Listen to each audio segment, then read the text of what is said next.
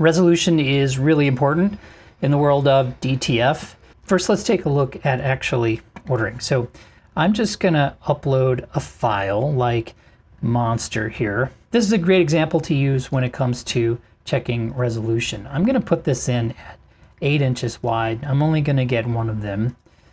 And we're gonna just go ahead and add it to our cart.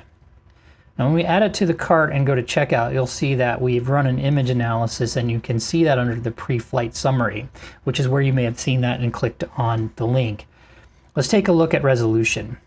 What you're going to notice here is that you see this resolution, it's an effective DPI. It says effective DPI because the actual resolution of the print is based on the size of the image that you uploaded and the size of the image you're asking us to print. And you can see a great example of how that works by looking at this.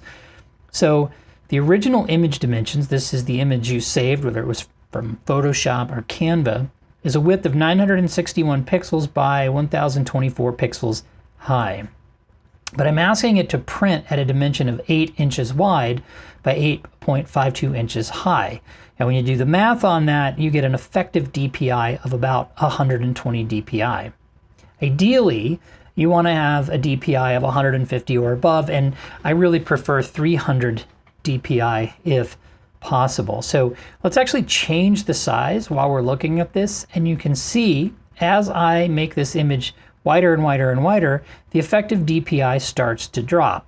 It's because the number of pixels across the image haven't changed, they're just spread out and interpolated more, and so you're going to end up potentially with kind of a fuzzy or pixelated final print. Now if you go too low, we're going to warn you and say, hey, this is really way too small for the size that you asked us to print the image. But as long as you're above 72 DPI, you're in a, you know, questionable range, but the closer you get to 150 DPI, the better off you are. So between 75 and, you know, about 125 to 150 DPI, we throw up a little warning, but, you know, it's still print ready. As you decrease the size of the image, so I'm bringing it down now to say 7 inches wide, I've got 137 DPI, but if I wanted to get to over 150, you can see that when I'm about 6.25 inches wide, my DPI is 150. In short, if you need a larger image, then make the image bigger in Photoshop or Illustrator or Canva or wherever you're building it, and the larger the image you have, the larger you can print it and still maintain that effective DPI. Let's actually look at an Illustrator file. So I'm going to upload this hummingbird, which is an Illustrator file. Now this is actually a vector-based image. So when you have a vector-based image, the resolution doesn't really matter as much. And if I add that to our cart, go to the checkout, we'll see the pre-flight summary on this.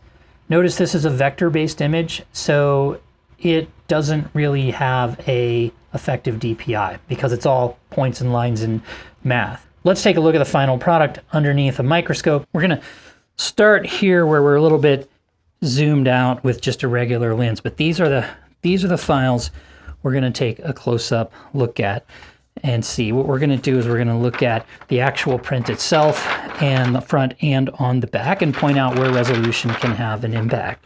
We're going to look at that same one printed here and where some of that resolution manifests once you actually heat press it, and then we'll take a look at a couple of example files where it's really important to get that right. Right now we're zoomed into some very, very small text on a DTF print. And if your resolution was too low, these edges would look blurry and they wouldn't look good when they were finally pressed onto a shirt. Additionally, you see where we have this descending line here, right? Now, with a good resolution, these descending lines are going to look good, then they're going to look smooth across the print. Now let's take a look at an actual image. Here we have a very close-up view of this hummingbird image, and you can see along the beak here where the resolution is good enough to have really nice fine detail. And one of the other things I want to point out about the resolution with DTFs is this. If I flip this over and look at the back, one of the things that you do with DTF is you print the ink first, and then you print a white backing on it. And then you see here where you've got this little line here. Well, that's actually the color of the ink, and then the white is pulled back a little bit, and where that's pulled back, that's called choke. And if you have a low resolution image, then that choke might extend out into the edge, and then that's where you might see like weird funny outlines around a print. And I can show you an example of that. So here's an example of where you might see how this is kind of this black line here, but you see that little white edge there. Now, this is actually not due to a low resolution or choke, but it's more due to registration. But just as an example, you can imagine if you have a low resolution image and it kind of like gets to, you know, a corner of something like this where you might get some fragmentation and some unwanted white lines there. So it's another good reason to make sure your images are good enough resolution. This is an image we purposely printed for a low resolution demo. So this is printed at a low resolution, and we're going to look at under the microscope here is this little antenna edge right here where my finger is. So let's do that. This is when we printed actually with a little bit lower resolution, and what you can see on this antenna is a lot of little fragmentation along the edge of the antenna.